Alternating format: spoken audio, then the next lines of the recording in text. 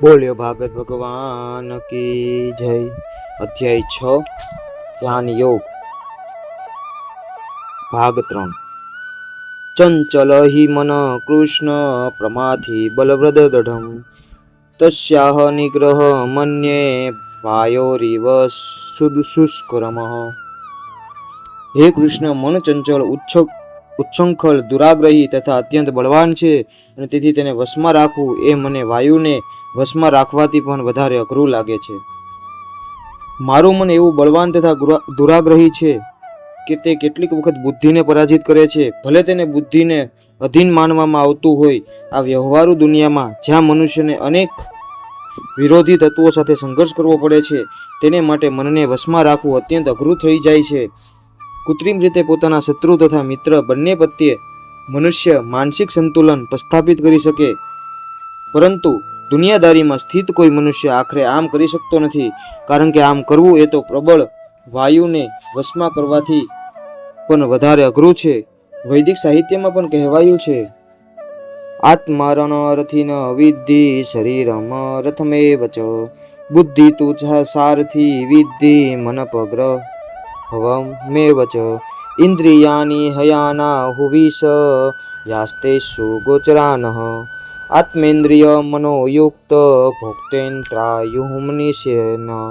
જીવાત્મા આ ભૌતિક શરીર રૂપી રથમાં પ્રવાસી છે, અને બુદ્ધિ તેના સારથી રૂપ છે।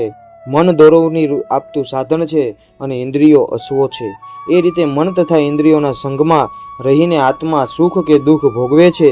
મહાન વિચારકો એવો અર્થ ગ્રહણ કરે છે, બુદ્ધિ મનને દોરવણી આપે એમ મનાય છે, પણ મન એવું તો બળવાન તથા જિદ્દી હોય છે કે જેમ કેટલીક વાર તીવ્ર ચેપી રોગ સારામાં સારી દવાના પ્રભાવને ગણકારતો નથી, તેમ મન પણ મનુષ્યની બુદ્ધિને પરાજિત કરે છે। આવા પ્રબળ મનને યોગાભ્યાસ વડે નિયંત્રણમાં રાખી શકાય છે, પરંતુ અર્જુન જેવા સંસારી મનુષ્ય માટે આવો અભ્યાસ કદાપી વ્યવહારુ થતો નથી, તો પછી આધુનિક મનુષ્ય વિશે તો કહેવું જ શું। અહીં આપેલી ઉપમા અત્યંત યથાયોગ્ય છે। મનુષ્ય વેગે વાતા પવનને પકડી શકતો નથી, અને ઉચ્છૃંખલ મનને કાબૂમાં રાખવું એ તો વળી એથી પણ વધારે અઘરું છે। મનને વશમાં રાખવાનો સૌથી સરળ ઉપાય ભગવાન ચૈતન્ય મહાપ્રભુએ સૂચવ્યો છે કે, અને તે છે સમસ્ત દીનતા સાથે મુક્તિ પામવા હરે કૃષ્ણ મહામંત્રનું કીર્તન કરવું। સૂચિત પદ્ધતિ આ પ્રમાણે છે, સવે મનઃ કૃષ્ણ પદારવિંદ્યો। મનુષ્ય પોતાના મનને પૂર્ણપણે કૃષ્ણમાં પરોવી દેવું જોઈએ, ત્યારે જ મનને વિચલિત કરનારી અન્ય પ્રવૃત્તિઓ રહેશે નહીં। પરમ કૃપાળુ પરમેશ્વર ભગવાન બોલે છે, અસંચય મહાબાહો મનો દુનિગ્રહ ચલમઃ અભ્યાસેન તો કૌંતેય વૈરાગ્યેન ચ ગૃહ્યતે। ભગવાન શ્રી કૃષ્ણ કહ્યું કે, હે મહાબાહુ કુંતી પુત્ર, નિસંદેહ ચંચળ મનને વશ કરવું એ અત્યંત અઘરું છે, પરંતુ યથા યોગ્ય અભ્યાસ તથા વૈરાગ્ય દ્વારા તેને વશ કરવું શક્ય છે। અર્જુન દ્વારા વ્યક્ત થયેલી જિદ્દી મનને વશમાં રાખવાની મુશ્કેલીનો ભગવાને સ્વીકાર કર્યો છે, પરંતુ સાથે સાથે તેઓ સૂચવે છે કે અભ્યાસ તથા વૈરાગ્ય વડે તેને વશ કરવું શક્ય છે। તે અભ્યાસ શું છે? વર્તમાન યુગમાં પવિત્ર સ્થળે નિવાસ કરવો, પરમાત્મા ઉપર એકાગ્ર કરવું, ઇન્દ્રિયો તથા મનનો નિગ્રહ કરવો, બ્રહ્મચર્યનું પાલન કરવું, એકાંત વાસ સેવવો વગેરે કઠોર નીતિ નિયમોનું પાલન કોઈ મનુષ્ય માટે શક્ય નથી, પરંતુ કૃષ્ણ ભાવના મૃતના અભ્યાસ દ્વારા મનુષ્ય 9 પ્રકારની ભક્તિમાં કાર્યરત થઈ શકે છે। આ ભક્તિ કાર્યોમાં સર્વપ્રથમ અને મુખ્ય અંગ છે કૃષ્ણ કથાનું શ્રવણ। મનને સર્વ પ્રકારના અનર્થોમાંથી શુદ્ધ કરવા માટે આ અતિ શક્તિશાળી અને દિવ્ય પદ્ધતિ છે।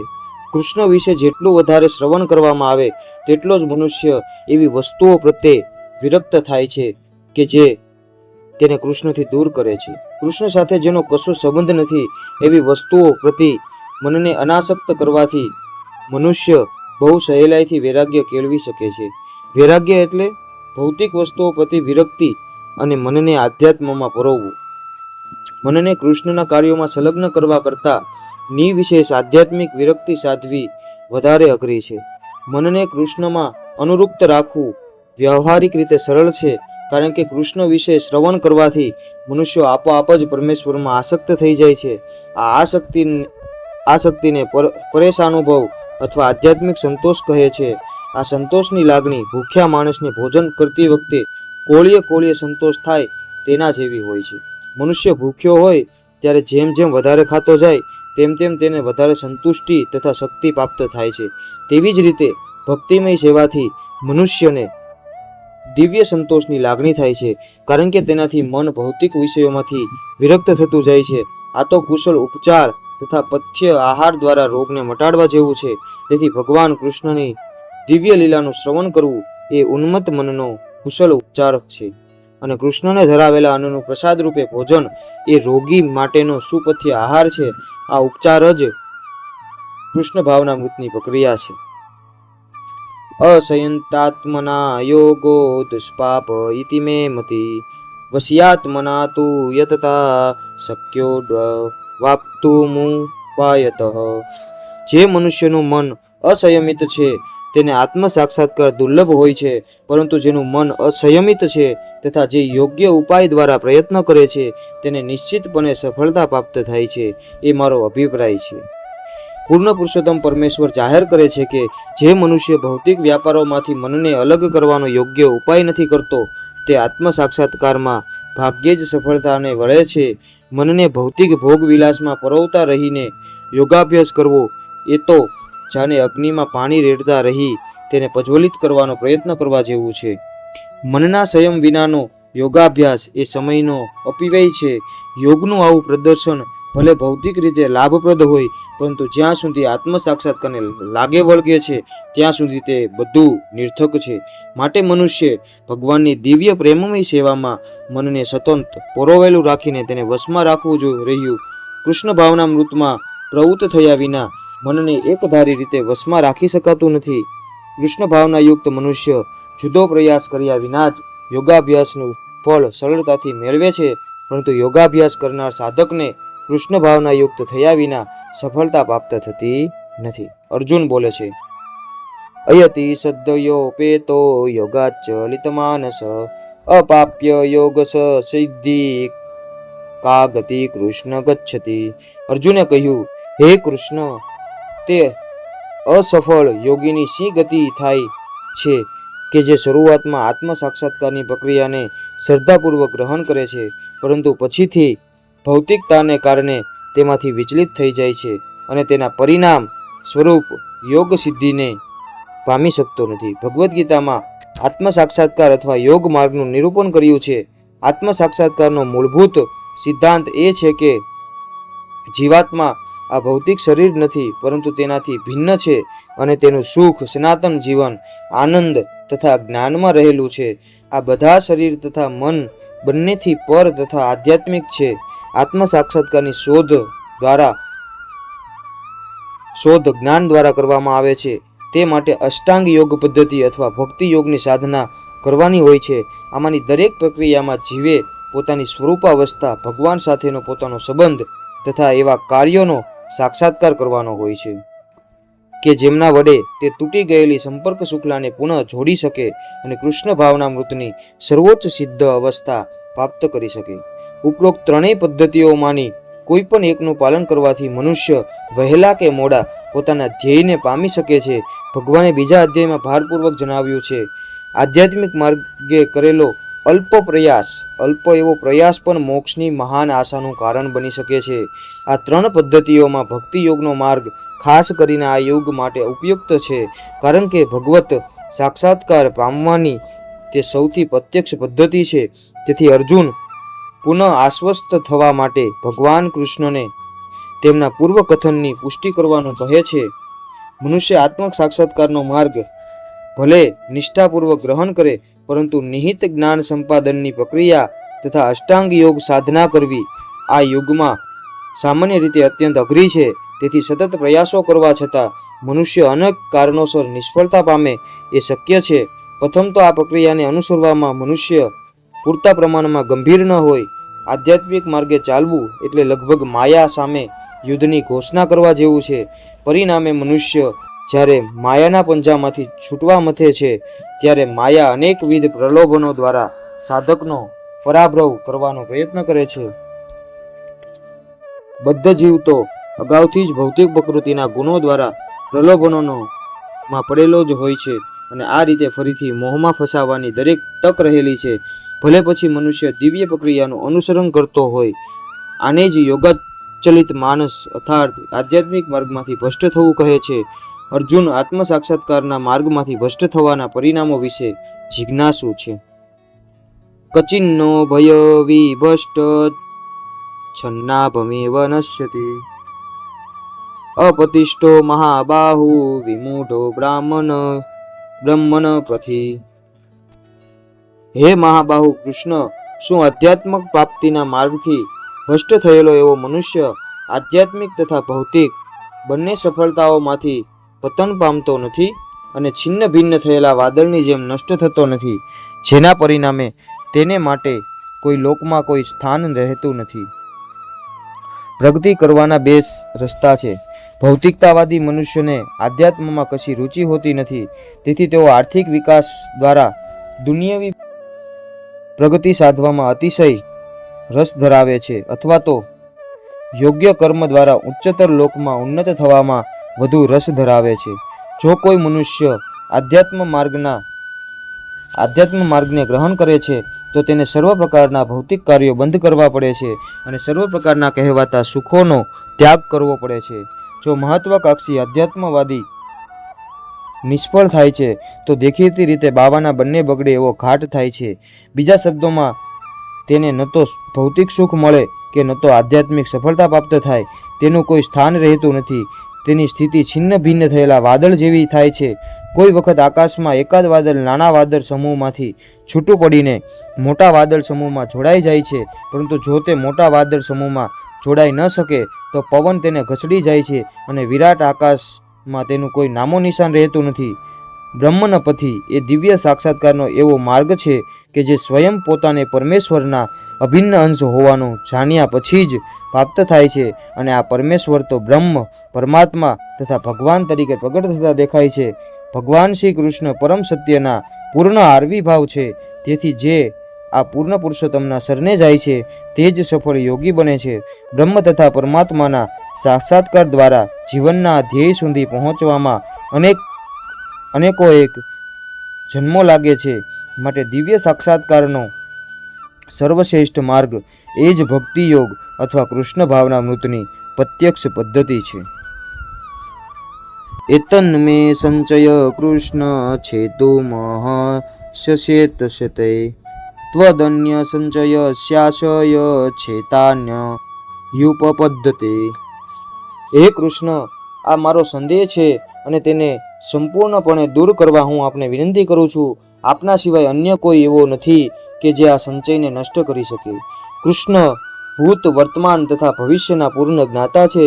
ભગવદ્ ગીતાના પ્રારંભમાં ભગવાને કહ્યું છે, બધા જીવો વ્યક્તિગત રૂપે ભૂતકાળમાં વિદ્યમાન હતા, વર્તમાનમાં વિદ્વાન છે અને સંસારના બંધનમાંથી મુક્ત થયા પછી ભવિષ્યમાં પણ વ્યક્તિ રૂપે જ રહેશે. એટલે તેમને વ્યક્તિગત જીવના ભવિષ્યના પ્રશ્નનું સ્પષ્ટીકરણ કર્યું છે. હવે અર્જુન અસફળ આધ્યાત્મવાદીના ભાવિ વિશે જાણવા માંગે છે. કોઈ ન તો કૃષ્ણનો સમોવડિયો છે અને ન તો કોઈ તેમનાથી શ્રેષ્ઠ છે, અને ભૌતિક પ્રકૃતિની કૃપા પર નિર્ભર એવા મોટા મોટા ઋષિ મુનિઓ તથા તત્વજ્ઞાનીઓ તેમની બરોબરી કરી શકતા નથી.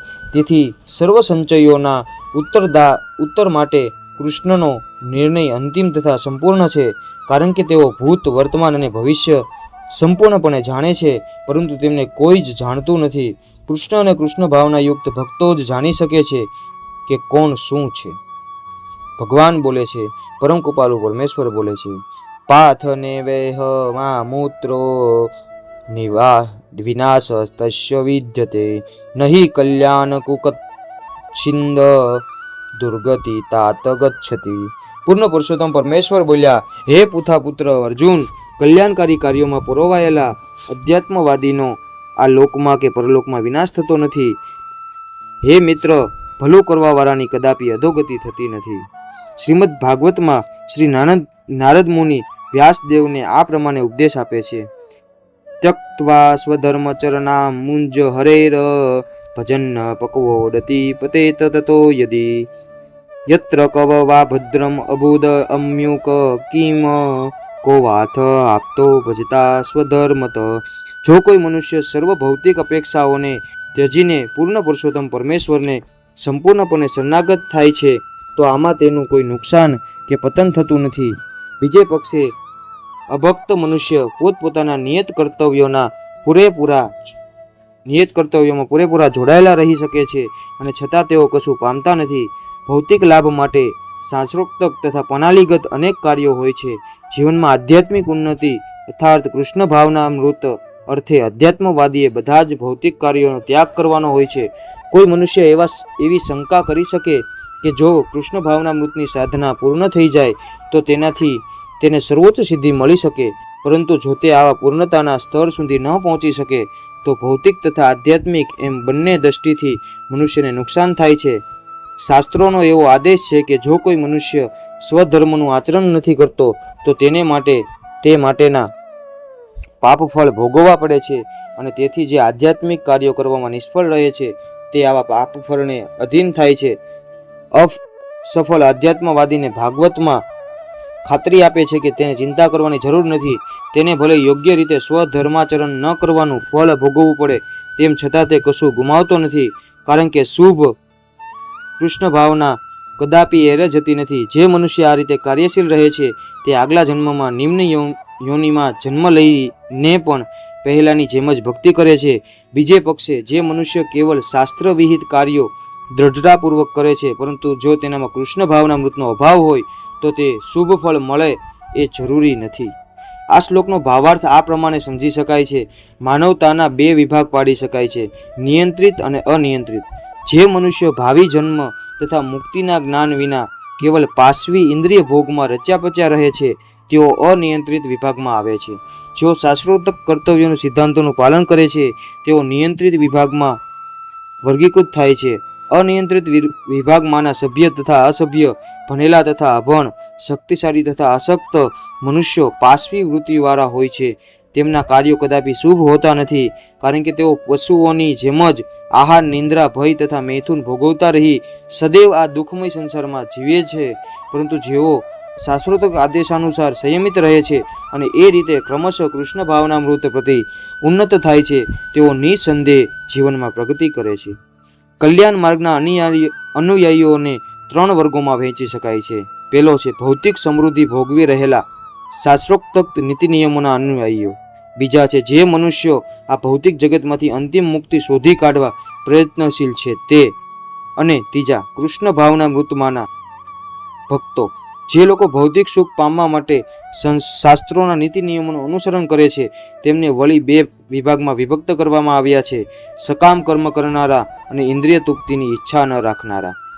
ઇન્દ્રિય તૃપ્તિ માટે સકામ કર્મ કરનારા જીવનના ઉચ્ચતર સ્તરે પહોંચી શકે છે, અરે સ્વર્ગલોક સુધી પણ પહોંચી શકે છે, અને છતાં આ ભૌતિક અસ્તિત્વથી મુક્ત ન હોવાને કારણે તેઓ સાચી રીતે કલ્યાણ માર્ગનું અનુસરણ કરતા નથી.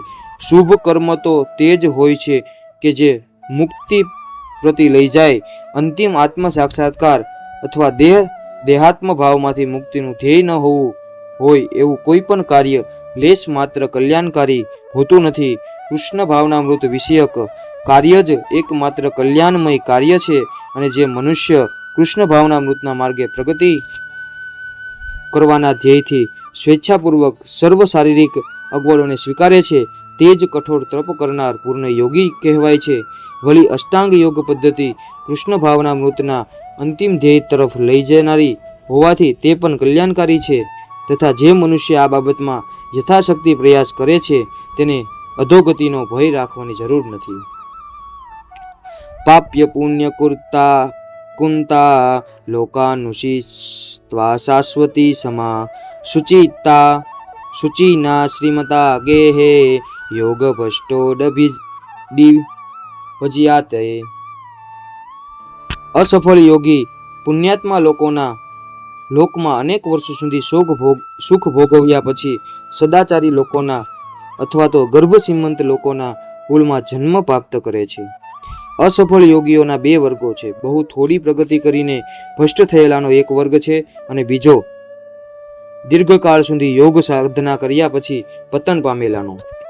જે યોગી અલ્પ સમયના યોગાભ્યાસ પછી ભ્રષ્ટ થાય છે તે સ્વર્ગલોકમાં જાય છે કે જ્યાં પુણ્યાત્માઓને પ્રવેશ મળે છે. ત્યાં દીર્ઘકાળ રહ્યા પછી તેને પુનઃ આ લોકમાં મોકલવામાં આવે છે કે જેથી તે સદાચારી બ્રાહ્મણ, વૈષ્ણવના કે ધનાઢ્ય વણિકના કુળમાં જન્મ પામી શકે. કૃષ્ણ ભાવના મૃત રૂપી સર્વોચ્ચ સિદ્ધિ પ્રાપ્ત કરવી એ જ યોગ સાધનાનો સાચો ઉદ્દેશ છે, જે વિશે આ અધ્યાયના છેલ્લા શ્લોકમાં વર્ણવ્યું છે. પરંતુ જેઓ આટલી હદ સુધી ટકી શકતા નથી અને ભૌતિક પ્રલોભનોના કારણે પ્રતીત થાય છે, તેમને ભગવત કૃપાથી પોતાની ભૌતિક ઈચ્છાઓ પરિપૂર્ણ કરવાની છૂટ આપવામાં આવે છે. ત્યાર પછી તેમને સદાચારી અથવા શ્રીમંત પરિવારોના સમૃદ્ધ જીવન વ્યતીત કરવાનો અવસર આપવામાં આવે છે. આવા પરિવારોમાં જન્મ લેનારા આ સગવડનો લાભ લઈ શકે છે અને પૂર્ણ કૃષ્ણ ભાવના મૃતમાં ઉન્નત થવાનો પ્રયત્ન કરી શકે છે. અથવા યોગીનામેવ કુલે ભવંતિ ધીમતામહ ઇતદી દુલભંતર લોકે જન્મા યદી દર્શન. અથવા જો દીર્ઘ યોગાભ્યાસ પછી અસફળ રહે તો તે એવા અધ્યાત્મવાદીના કુળમાં જન્મ પામે છે કે જેઓ અતિશય જ્ઞાનવાન હોય છે. ખરેખર આ જગતમાં આવો જન્મ પામવો એ અત્યંત દુર્લભ છે. આ શ્લોકમાં બહુ જ્ઞાનવાન એવા યોગીઓ અથવા આધ્યાત્મવાદીઓના કુળમાં જન્મ પામવાની પ્રશંસા કરવામાં આવી છે, કારણ કે આવા કુળમાં ઉન્નત થનારા બાળકને પ્રથમથી જ આધ્યાત્મિક પ્રોત્સાહન મળે છે. ખાસ કરીને આચાર્યો કે ગૌસ્વામીઓના કુળમાં આ પરિસ્થિતિ હોય છે. આવા પરિવારો ખૂબ જ વિદ્વાન હોય છે અને પરંપરા તથા પ્રશિક્ષણને લીધે શ્રદ્ધાવાન હોય છે. આવી રીતે તેઓ ગુરુ બને છે. ભારતમાં એવા અનેક આચાર્ય કુળ છે, પરંતુ અપૂરતી કેળવણી તથા પ્રશિક્ષણને લીધે તેઓ પતનશીલ થયેલા છે. ભગવત કૃપાથી હજુ પણ એવા પરિવારો છે કે જેઓ પેઢી દર પેઢીથી આધ્યાત્મવાદીઓને પોષે છે. આવા પરિવારોમાં જન્મ પામવો નિસંદેહ મહાન સદભાગ્ય છે. સદભાગ્યે અમારા ગુરુ ઓમ વિષ્ણુપાદ શ્રીમદ ભક્તિ સિદ્ધાંત સરસ્વતી ગૌસ્વામી મહારાજને અને ખુદ અમને પણ આવા કુલમાં જન્મ પામવાનો અવસર મળ્યો છે. અમને બંનેને નાનપણથી જ ભગવત ભક્તિ કરવા જ્ઞાન આપવામાં આવ્યું હતું. પછીથી ભગવત આજ્ઞા થઈ, તેથી અમારું મિલન થયું હતું.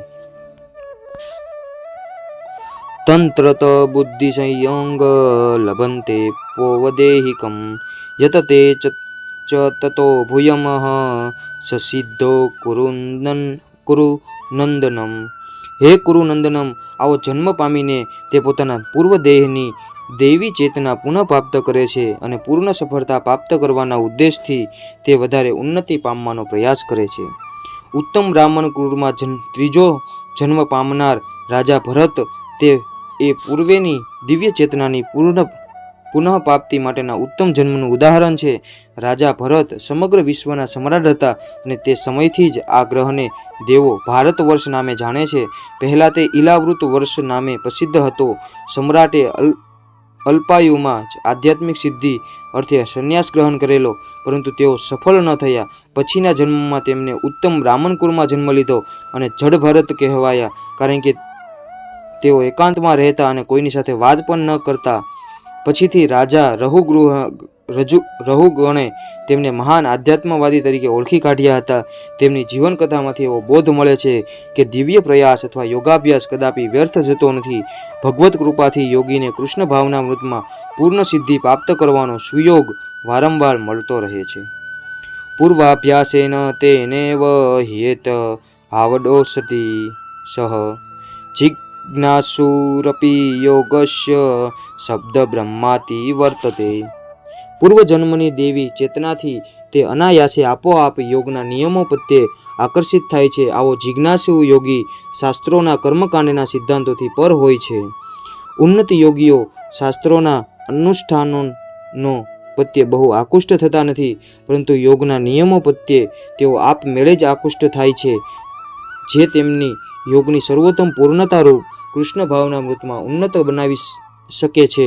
શ્રીમદ ભાગવતમાં ઉન્નત યોગીઓ દ્વારા વૈદિક કર્મકાંડની આવી ઉપેક્ષા બાબત આ પ્રમાણે સ્પષ્ટતા કરવામાં આવી છે.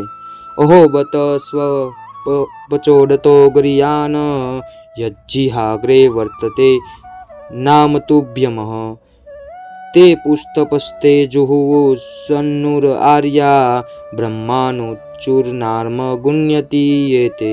હે મારા પ્રભુ, જે લોકો આપના પવિત્ર નામનો જપ કરે છે તેઓ ચાંડારોના પરિવારમાં જન્મ લીધેલો હોય તો પણ અધ્યાત્મ જીવનમાં અત્યંત ઉન્નત હોય છે. આવા જપ કરનાર નિસંદેહ સર્વ પ્રકારના તપ તથા યજ્ઞ કરી ચૂકેલા હોય છે, સર્વ તીર્થસ્થાનોમાં સ્નાન કરી લીધેલું હોય છે અને સર્વ શાસ્ત્રોનો અભ્યાસ કરી લીધેલો હોય છે. ઠાકોર હરિદાસને પોતાના પરમ પ્રિય શિષ્ય તરીકે સ્વીકારનારા ભગવાન ચૈતન્ય આનું સુપ્રસિદ્ધ ઉદાહરણ પ્રસિદ્ધ કર્યું છે. હરિદાસ ઠાકોર મુસ્લિમ પરિવારમાં જન્મેલા હતા, છતાં ભગવાન ચૈતન્ય તેમને નામાચાર્યની પદવી આપેલી, કારણ કે તે હરિદાસ ઠાકુર દરરોજ નિયમપૂર્વક હરે કૃષ્ણ કૃષ્ણ કૃષ્ણ હરે હરે, હરે રામ રામ રામ હરે હરે આ પવિત્ર ભગવાનના મંત્રના 3 લાખ જપ કરતા હતા. અને તેઓ ભગવાનના પવિત્ર નામનો નિરંતર જપ કરતા હોવાથી એમ મનાય છે કે તેમને પૂર્વજન્મમાં શબ્દ બ્રહ્મ નામના વેદોક્ત કર્મકાંડ પૂરા કર્યા હશે. માટે મનુષ્ય પવિત્ર ન થયો હોય ત્યાં સુધી તે કૃષ્ણ ભાવનામૃતના નિયમો ગ્રહણ ન કરી શકે અથવા પવિત્ર ભગવાનમાં હરે કૃષ્ણનો જપ ન કરી શકે. પ્રયત્નાદ યતમાનસ્તુ યોગી સશુદ્ધ કિલ્બિષઃ અનેક જન્મ સિદ્ધ સસ્તો યાતિ પરાગંતિમઃ. વળી જ્યારે યોગી સર્વ સસર્ગ દોષથી શુદ્ધ થઈને વધુ પ્રગતિ કરવાનો નિષ્ઠાપૂર્વક પ્રયાસ કરે છે ત્યારે અંતે અનેકાએક જન્મની સાધના પછી સિદ્ધિ પામીને તે પરમ ગતિ પ્રાપ્ત કરે છે. સદાચારી ધનવાન અથવા પવિત્ર કુળમાં જન્મ પામનાર મનુષ્ય યોગાભ્યાસ માટે પ્રાપ્ત થયેલી અનુકૂળ પરિસ્થિતિ વિશે સભાન થઈ જાય છે. તેથી તે દ્રઢ નિશ્ચયપૂર્વક પોતાના અપૂર્ણ કાર્યને પૂર્ણ કરવામાં લાગી જાય છે અને એ રીતે તે પોતાને સર્વ દૂષણોથી સંપૂર્ણપણે શુદ્ધ કરે છે. જ્યારે આખરે તે સર્વ દોષથી મુક્ત થઈ જાય છે ત્યારે તેને સર્વોચ્ચ સિદ્ધિ અર્થાત કૃષ્ણ ભાવનામૃત પ્રાપ્ત થાય છે. કૃષ્ણ ભાવનામૃત એ જ સર્વ દૂષણોથી મુક્ત થવાની પૂર્ણ અવસ્થા છે. આ બાબતમાં ભગવદ્ ગીતામાં સમર્થન થયું છે. યે સાત્વંત ગતમ પાપમ જનાના પુણ્યકર્મનામ તે દ્વંદ્વ મોહની મુક્તા ભજન્તે મા દ્રઢવત્તા. અનેક જન્મ પ્રયત પુણ્ય કર્મ કર્યા પછી જ્યારે મનુષ્ય સર્વ સસર્ગ દોષમાંથી તથા ભામક દ્વંદ્વમાંથી મુક્ત થઈ જાય છે ત્યારે જ તે ભગવાનની દિવ્ય પ્રેમમય સેવામાં સંલગ્ન થઈ જાય છે. તપસ્વીભ્યો ડકીધિકો યોગી જ્ઞાનીભ્યો ડપી મતોડધકી કર્મીભ્યો સ્વાધિકો યોગી તસ્માદોગી ભવાર્જુન.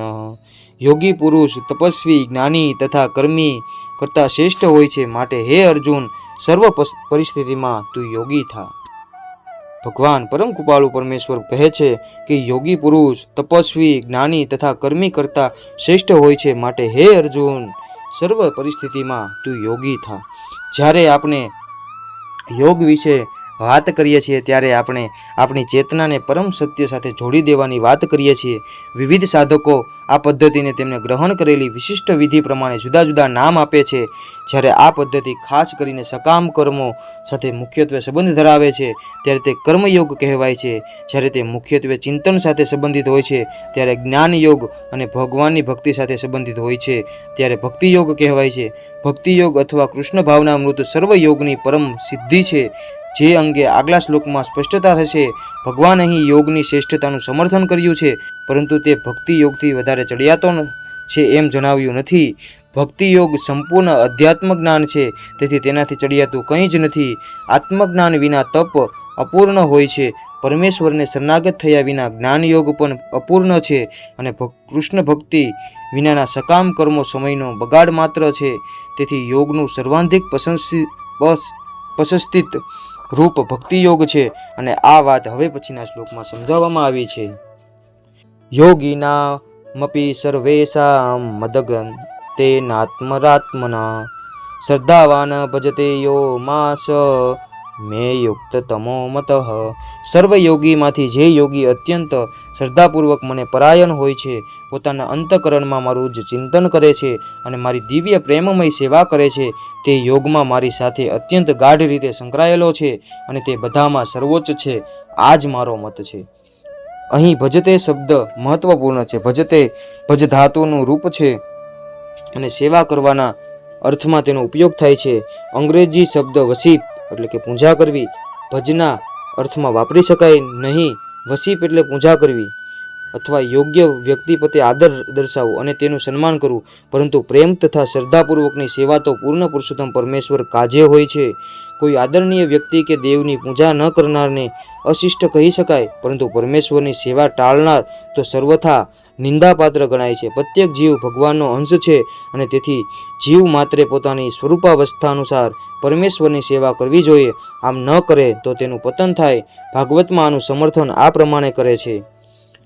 ય એષા પુરુષ સાક્ષાદ આત્મપ્રભવમીશ્વરમ ન ભજ્યત વજ્જાંતની સ્થાનાદ ભષ્ટાપતન્યદઃ. જે મનુષ્ય જીવ માત્રના ઉદ્ભવ સ્થાન આદ્ય ભગવાનની સેવા કરતો નથી અને સ્વકર્તવ્યની ઉપેક્ષા કરે છે, તે નિશ્ચિતપણે પોતાની સ્વરૂપાવસ્થામાંથી નીચે પતન પામે છે. ભાગવતના આ શ્લોકમાં પણ ભજંતી શબ્દ પ્રયોજાયો છે. તેથી ભજંતી શબ્દ પરમેશ્વર માટે જ પ્રયુક્ત થઈ શકે છે, જ્યારે વસીપ પુંજનનો પ્રયોગ દેવો કે અન્ય સામાન્ય જીવો માટે પણ થઈ શકે છે. આ શ્લોકમાં પ્રયુક્ત અવજાનંતી શબ્દ ભગવદ્ ગીતામાં પણ છે. અવજાનંતી માં મૃઢા કેવલ મૂર્ખ તથા ધૃત લોકો પૂર્ણ પુરુષોત્તમ પરમેશ્વર કૃષ્ણનો ઉપહાસ કરે છે. આવા મૂર્ખો ભગવત ભક્તિની વૃત્તિ ન હોવા છતાં ભગવદ્ ગીતા પર ભાષ્ય લખવા તૈયાર થઈ જાય છે. પરિણામે તેઓ ભજંતી તથા વસીપ પૂજા શબ્દો વચ્ચેનો તફાવતને યોગ્ય રીતે સમજી શકતા નથી. ભક્તિ યોગમાં સર્વ પ્રકારના યોગની પરિસીમા આવે છે અને અન્ય યોગમાં તો ભક્તિ યોગમાં ભક્તિ સુધી પહોંચવાના સાધન માત્ર છે. યોગનો વાસ્તવિક અર્થ ભક્તિ યોગ છે. અન્ય સર્વ યોગ ભક્તિ યોગ રૂપી ગંતવ્ય સુધી પ્રગતિ કરાવે છે. કર્મયોગથી માંડી ભક્તિ યોગ સુધીનો આત્મ સાક્ષાત્કારનો માર્ગ લાંબો છે. સકામ કર્મફળની આશા વિનાનો કર્મયોગ આ માર્ગની શરૂઆત છે. જ્યારે કર્મયોગમાં જ્ઞાન તથા વૈરાગ્યનો વધારો થાય છે, ત્યારે આ અવસ્થા જ્ઞાનયોગ કહેવાય છે. જ્ઞાનયોગમાં જ્યારે અનેક ભૌતિક પ્રક્રિયાઓ દ્વારા પરમાત્માના ધ્યાનમાં વૃદ્ધિ થાય છે અને મન તેમનામાં પરોવાઈ જાય છે, ત્યારે તેને અષ્ટાંગ યોગ કહે છે. આ અષ્ટાંગ યોગને પાર કરીને જ્યારે મનુષ્ય પૂર્ણ પુરુષોત્તમ પરમેશ્વર શ્રી કૃષ્ણને સમીપે પહોંચે છે, ત્યારે તે ભક્તિ યોગ કહેવાય છે. હકીકતમાં ભક્તિ યોગ જ અંતિમ લક્ષ્ય છે, પરંતુ ભક્તિ યોગનું સૂક્ષ્મ વિશ્લેષણ કરવા માટે અન્ય યોગોને સમજી લેવાના હોય છે. તેથી જે યોગી પ્રગતિશીલ છે તે આ શાશ્વત કલ્યાણના સત્ય માર્ગ પર હોય છે. જે કોઈ એક બિંદુ પર અટકી જાય છે અને વધુ પ્રગતિ કરતો નથી, તે કર્મયોગી, જ્ઞાનયોગી, ધ્યાનયોગી, રાજયોગી, હઠયોગી વગેરે નામોથી ઓળખાય છે. જો કોઈ મનુષ્ય ભક્તિ યોગ પામમાં ભાગ્યશાળી થાય છે, તો જાણવું કે તેને સર્વ યોગો પાર કર્યા છે. તેથી જેવી રીતે આપણે કહીએ છીએ કે સમગ્ર દુનિયાના પર્વતોમાં હિમાલય સૌથી ઊંચો છે તથા જેનું સર્વોચ્ચ શિખર એવરેસ્ટ છે, તેમ કૃષ્ણ ભાવના પરાયણ થવું એ યોગની સર્વોચ્ચ અવસ્થા છે. કોઈ મહાભાગ્યશાળી મનુષ્ય જ વૈદિક વિધાન પ્રમાણે ભક્તિ યોગનો માર્ગ સ્વીકારી કૃષ્ણ ભાવના પરાયણ થાય છે. આદર્શ યોગી શ્યામ સુંદર કૃષ્ણ પર પોતાનું ધ્યાન એકાગ્ર કરે છે કે જે મેઘ જેવા સુંદર શ્યામ વર્ણના છે, જેમનું કમળ જેવું મુખ સૂર્ય સમાન તેજસ્વી છે, જેમના વસ્ત્ર રત્નોથી ઝળહળે છે અને જેમનો દેહ પુષ્પહારથી શોભાયમાન છે. સર્વ દિશાઓને પ્રકાશિત કરતી તેમની દેહ કાંતિ બ્રહ્મ જ્યોતિ કહેવાય છે. તેઓ રામ, નૃસિંહ, વરાહ તથા પૂર્ણ પુરુષોત્તમ પરમેશ્વર કૃષ્ણ જેવા વિભિન્ન સ્વરૂપે અવતરે છે. તેઓ સાધારણ મનુષ્યની જેમ માતા યશોદાના પુત્ર રૂપે અવતરે છે અને કૃષ્ણ, ગોવિંદ તથા વાસુદેવ એવા નામે જાણીતા થાય છે. તેઓ પૂર્ણ પતિ, પૂર્ણ સખા, પૂર્ણ સ્વામી અને સમગ્ર ઐશ્વર્યો તેમજ દિવ્ય ગુણોથી ભર્યા છે. જે યોગી ભગવાનના આ લક્ષણોથી સંપૂર્ણ રીતે સભાન હોય છે, તો તે સર્વોચ્ચ યોગી કહેવાય છે. યોગની આ સર્વોચ્ચ અવસ્થા કેવલ ભક્તિ યોગ દ્વારા પામી શકાય છે, જેનું સમર્થન વૈદિક સાહિત્ય પણ કરે છે. યસ્ય દેવે પરા ભક્તિ યથા દેવે તથા ગુરુ તત્સ્યેદે કથિતા યથા પ્રકાશંતે મહાત્મન. જે મહાત્માઓમાં હૃદયોમાં શ્રી ભગવાન તથા ગુરુમાં પરમ શ્રદ્ધા હોય છે, તેમની અંદર વૈદિક જ્ઞાનનું સંપૂર્ણ તાત્પર્ય આપમેળે જ પ્રકાશિત થઈ જાય છે. ભક્તિરસ્ય ભજન તથા ઇહા મૂત્રોપાધિ નેશ્યાને મુસ્મિન મન કલ્પન એતદ એવમ ને કર્મન્ય. ભક્તિનો અર્થ છે ભગવાનની ભક્તિભરી સેવા કે જે આ જન્મમાં અથવા ભાવિ જન્મ માટેના ભૌતિક લાભની ઈચ્છાથી રહિત હોય છે. આવી વૃત્તિઓથી રહિત થઈને મનુષ્ય પોતાના મનને ભગવાનમાં સર્વથા તન્મય કરવું જોઈએ. નિષ્કર્મણ્યનો એ જ હેતુ છે. યોગ પદ્ધતિની સર્વોચ્ચ પૂર્ણ અવસ્થા ભક્તિ અથવા કૃષ્ણ ભાવનામૃત સંપન્ન કરવા માટેના આ કેટલાક સાધનો છે. આ પ્રમાણે શ્રીમદ ભગવદ્ ગીતાના ધ્યાન યોગ એ નામના 6ઠા અધ્યાય પરના ભક્તિ વેદાંત ભાવાર્થો અહીં પૂર્ણ થાય છે. બોલીએ ભાગવત ભગવાન કી જય. હરે કૃષ્ણ કૃષ્ણ કૃષ્ણ હરે હરે, હરે રામ રામ રામ હરે હરે.